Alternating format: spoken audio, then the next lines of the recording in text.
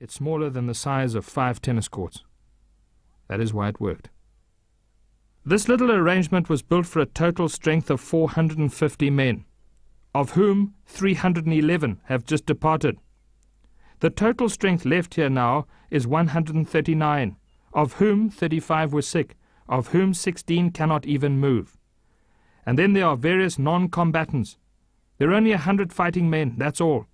And they are very thinly spread between the little cubbyholes of the hospital building and the barricaded walls of the commissariat stores and the cattle kraal. And I put it to you that this leaves a very flat little handful of men for the defense of this now rather large perimeter. The movie Zulu manages to capture the spirit of this fight. The part of Bromhead was played by Michael Caine. Bromhead in the movie was not deaf. You may remember this scene. Bromhead says to Chard, "What's that noise that we can hear? It sounds like a train."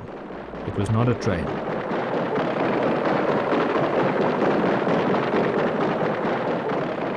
It was the noise that you get when you thump 4,000 assegai shafts against 4,000 shields. Thump, thump, thump, thump, coming from the other side of the Oscarberg Ridge, coming from an enemy they couldn't see. And with this sort of pressure being brought to bear on these below-average officers, below average my foot, they made another above-average decision.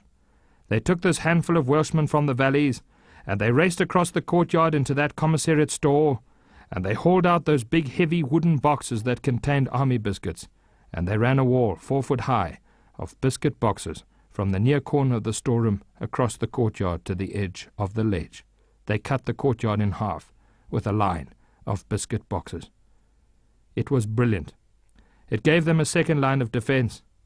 It gave them the choice of falling back into the area on the far side of that wall or into the area on the near side. And if it wasn't for that line of biscuit boxes, the Battle of Rorke's Drift would have been a very short one indeed.